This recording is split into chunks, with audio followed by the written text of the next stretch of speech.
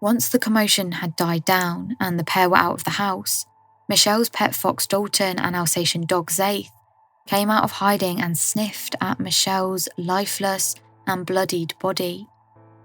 The pathologist confirmed that Michelle had a fractured skull that had been caused by at least 3 blows, and there was a deep stab wound to her cheek and a further 17 in her body. This is Red Rum. Stories about the true victims of crime. Michelle Crossley.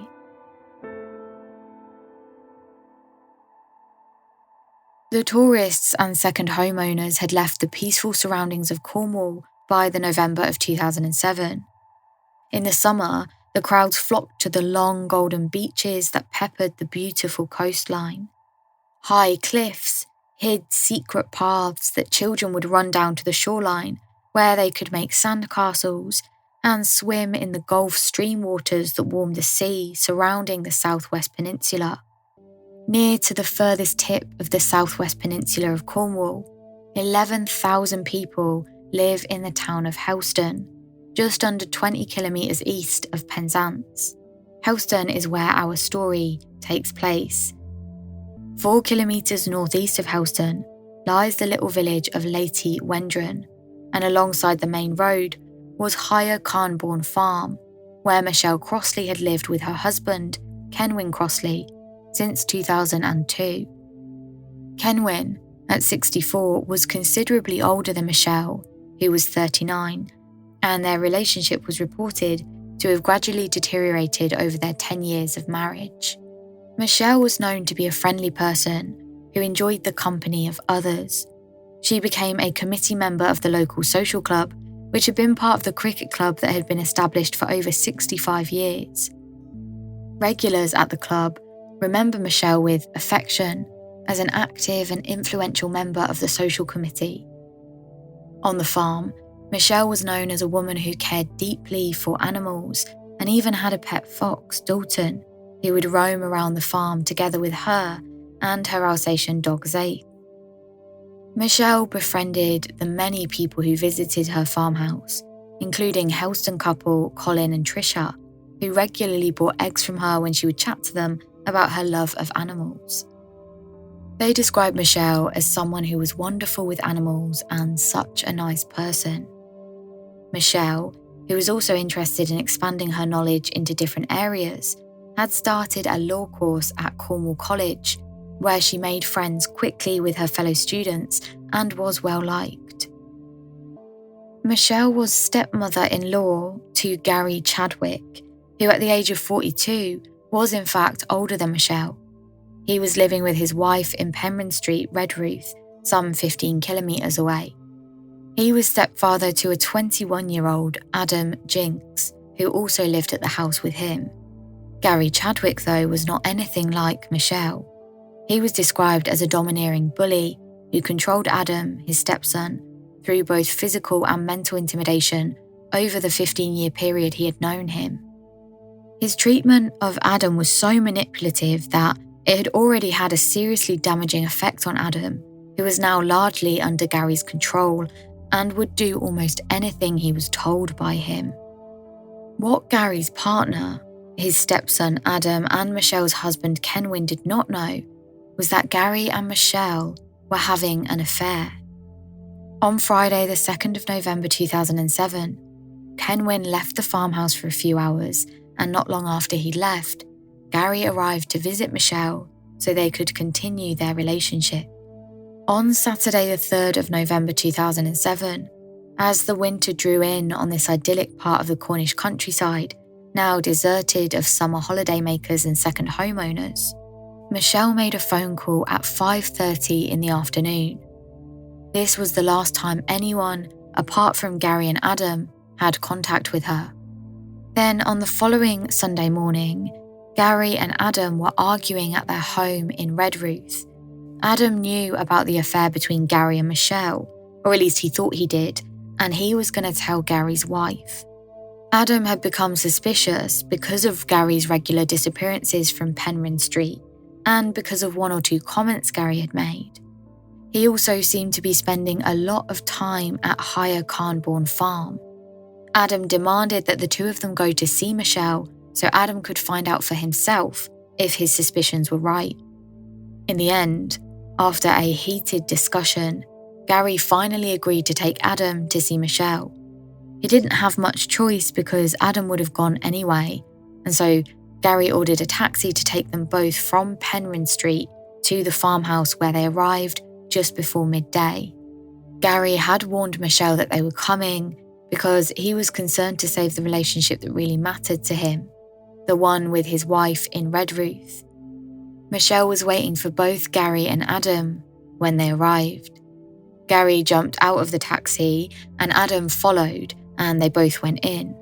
And once they were inside, Gary and Michelle decided they needed privacy away from Adam to talk things through, and so they left the farmhouse to go to a caravan that was on nearby land to have things out. While they were gone, Adam decided to start searching the house. He started downstairs and then made his way upstairs, presumably in an attempt to find any kind of evidence of the affair between Michelle and Gary. In the caravan, the discussion between Michelle and Gary became heated, and Michelle decided to go back to what she thought was the safety of the farmhouse, and she stormed out of the caravan. Gary followed. Once they were back in the farmhouse, she discovered Adam upstairs. Then, Adam, who was now convinced that there was an affair going on between the two, Gary and Michelle, started to shout and swear at Michelle, and as Gary came back into the farmhouse and heard the commotion, he realised that he was about to lose everything. Michelle and Adam were now back downstairs in the living room. Gary had no plan, no premeditation. He did not know what to do. His life was falling apart in front of his eyes because of his own stupidity, and there was nothing he could do about it. Gary went into the kitchen. On the kitchen table lay a rolling pin. He saw it and picked it up. He walked slowly into the living room where Michelle was standing with her back to him. He raised his arm with the rolling pin in his hand and brought it down onto the back of Michelle's head. She staggered momentarily, her body not registering the severity of the injury Gary had inflicted on her, before falling heavily to the floor, dazed and in absolute agony. There was a hammer lying on a nearby chair, a heavy, bulky hammer, the type that's used to strike nails when repairing the many fences on a farm. Gary picked it up. In the same way as he had used the rolling pin, he then used this hammer, bringing it down with great force and embedding it into Michelle's head 3 times, causing her much more severe injuries than the rolling pin, injuries that she was unlikely to survive. By now, the farmhouse was a mess. Michelle lay on the floor lifeless, blood covering parts of the room from Gary's frenzied attack. Adam screaming and shouting at Gary in disbelief of what he had done, but Gary still wasn't finished. What if, by some miracle, she survived? What if she regained consciousness once she was taken to hospital and told the police everything? Lying near the television in the living room was a kitchen knife with a 10-centimetre long blade. In a state of panic and frenzy, he grabbed the knife and stabbed Michelle not once, not twice, but again and again and again to make sure she could never tell anyone about what he had done. Finally, the fierce storm of fear, anger, and hatred that had bred Gary's devastating violence subsided. Gary stood up, exhausted, and looked at what he had done. Adam just stood still looking at Michelle's body, unable to move. At first, neither of them were able to speak, but eventually, Gary did mutter his first words. He ordered Adam to go and find some plastic carrier bags. As always, Adam did what he was told by Gary, who then made him put the evidence, the rolling pin, the hammer, the knife, a bottle of wine, a glass they had used, and Michelle's mobile phone and a few other items into the bags. The next thing to do was get out. Gary obviously didn't want a taxi coming to the premises and being able to identify them as being at the farm at the time of the murder. So, the two of them started to walk the 8 miles back to Redruth. As they walked, Gary would, every now and then, throw away one piece of evidence, then another, until they were all gone. Michelle's lonely body lay at the farmhouse for hours and hours before anyone came to discover her. And once the commotion had died down and Gary and Adam were out of the house, Michelle's pet fox Dalton and Alsatian dog Zaith came out of hiding and sniffed at Michelle's lifeless and bloodied body. And then they started to eat her remains. With so many people calling at the farmhouse usually to buy eggs and other farmhouse supplies, it's surprising that it was 2 p.m. before Michelle's body was discovered and the police were called. When they arrived, they faced the horrifying scene of Michelle's partially eaten remains slumped on the floor of the living room, blood everywhere in what looked like a frenzied knife attack, with her skull crushed from the heavy blows of the rolling pin and hammer. They checked there were no signs of life, and there were, of course, none. In order to preserve the forensic evidence, the officers tried not to disturb the body any further before the forensic teams arrived. But even at this stage, it was possible to deduce the violent nature of Michelle's death. Later, after a full examination, the pathologist confirmed that Michelle had a fractured skull that had been caused by at least 3 blows, and there was a deep stab wound in her cheek and a further 17 stab wounds in her body. A major incident room was immediately set up at Cambourne Police Station, and appeals for anyone with information to contact the police were made. Because of the brutality of the murder, armed police were deployed and the Force helicopter helped in search for suspects. 45 officers were involved, and owners of CCTV equipment were asked by police to keep footage from the 3rd and 4th of November, particularly in the areas of Helston, Cambourne, Redruth and Penryn. And so, the police began to search through the footage. The police on the ground also began searching for a knife with what they had identified as having a minimum blade length of 10 centimetres. Initially, suspicion fell on Kenwyn Crossley, Michelle's husband, and he was immediately arrested in Redruth on suspicion of murder. He was taken to Cambourne Police Station where he was questioned. As time went on, it did become clear that Kenwyn had nothing to do with the murder, but the police could take no chances and were granted another 36 hours to question him. Until, after 3 days, he was released. Meanwhile, as the police looked into the jigsaw puzzle of Michelle's life and began to put the pieces together, they were led to Penryn Street and the door of Gary Chadwick and Adam Jinks. Gary was arrested on Wednesday the 7th of November, and the police began to question him straight away. Then, that night, they called again at Penryn Street and arrested Adam Jinks. Gary denied knowing anything about the murder.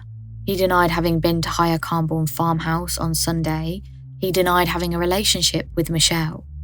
And as time ticked away until the police would have to release Gary, he continued to deny everything. The police were sure they had the perpetrator in front of them, and they were granted an extension for Gary's detention until 4 p.m. the following Saturday. Gary continued to deny everything, even as police were recovering more evidence from the route Gary and Adam had taken on their walk back after the murder. Then, just before Gary was due to be released, and despite the fact that Adam was under the control of Gary and lived in fear of what he could do to him, particularly after he had seen Gary murder Michelle, Adam came forward and told the police what they needed to know. Gary had schooled Adam on what to say to the police to keep Gary out of prison, but Adam told the police what had happened on the 4th of November 2007 at Higher Cambourne farmhouse. Now, the police had a first-hand witness who placed Gary at the scene of the murder and a credible account of Gary's murderous frenzy. With the evidence stacking up against him and Adam's first-hand account, Gary was left with no option but to admit to the murder, and he went on to describe Adam's involvement and how he had persuaded Adam to give him an alibi. Gary and Adam were both charged with murder. Gary pleaded guilty, which meant there was no need for a complex legal argument or a jury, just a statement of the facts and a summing up from the prosecution advocating a severe sentence. Following these comments in his summing up, Mr. Justice Owen told Gary, quote, "You took the life of 39-year-old Michelle Crossley, with whom you were having an affair, in a brutal and sustained attack, hitting her violently over the head with a rolling pin and a hammer, and then stabbing her repeatedly. And it took place in front of your 21-year-old stepson, Adam Jinks. I accept it was not a premeditated attack, in the sense that you did not go to Miss Crossley's home intending to kill her. I accept that the murderous attack occurred when the relationship ran out of control that evening. I also take account of the fact you attempted to cover your tracks by removing evidence from the scene, and that involved your stepson. I have today seen a letter from your wife, and the letter you have written to me, and I accept that you now show a deep and genuine remorse for this horrific killing. You now understand the devastating effect you have had on the family." Mr. Justin Owen made a point of taking into account Gary's plea of guilty to murder and imposed a life sentence with a minimum term of 13 years before the authorities could consider whether it would be safe to release him, which, with the year he had already served, meant the earliest he could be released was 2020. Adam Jinks, Gary's unwilling accomplice, denied murder. Adam and his solicitor had spent hours in legal discussions with prosecutor Martin Edmonds QC, and on the basis that Adam pleaded guilty to knowing or believing that Gary Chadwick had committed murder, it was agreed that the prosecution would offer no evidence to the murder charge. Adam admitted that he had, quote, assisted in the removal from the farmhouse and disposal of a rolling pin, hammer, 2 knives, a wine bottle, glass, and telephone with intent to impede the apprehension or prosecution of Gary.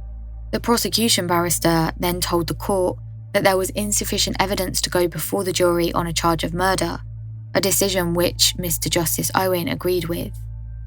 Adam was, however, found guilty of having assisted a killer and was jailed for 2 years, but he did walk free from court on that day as he had already served 386 days in prison awaiting trial, so he was eligible for early release. In sentencing Adam, Mr. Justice Owen explained his reasons for its length by telling Adam, quote, I accept that in doing what you did on November 4th last year, you were in fact under the control of a domineering bully, a man who had physically and mentally intimidated you over a prolonged period, a man whom we know to be a violent murderer. I am satisfied that his treatment of you prior to the incident had already had a seriously damaging effect upon you. The events you witnessed that night will always be with you, and that in itself is a severe punishment. You witnessed at close quarters a murderous attack on a defenceless woman.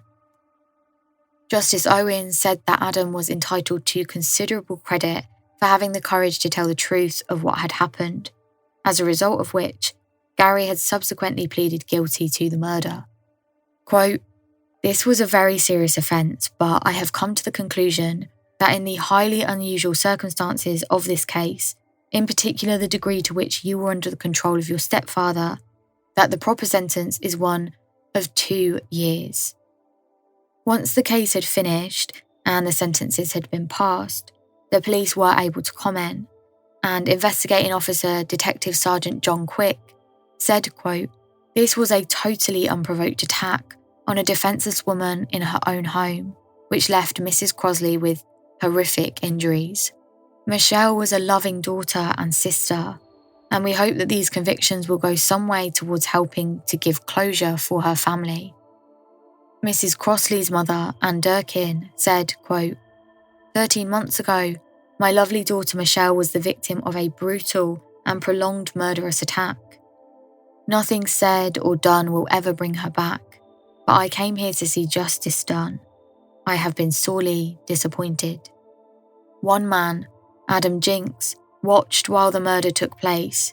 He helped dispose of the murder weapons and walked free without having to face a jury or even having the public hear the sickening evidence, Surely this was wrong. No sentence given to Gary Chadwick will ever be long enough. No punishment too severe. Myself and my daughters, Amanda and Paula, will have to live with this for the rest of our lives. For Michelle to have been taken away from us so brutally and at only 39 years old is a tragic loss for us all.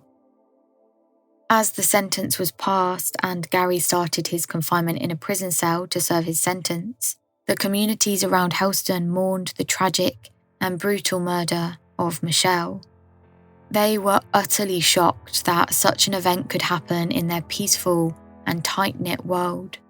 Colin and Trisha, who regularly bought eggs from Michelle, described how they were devastated by the news, and Michelle's fellow students at Cornwall College also expressed their shock and sense of loss.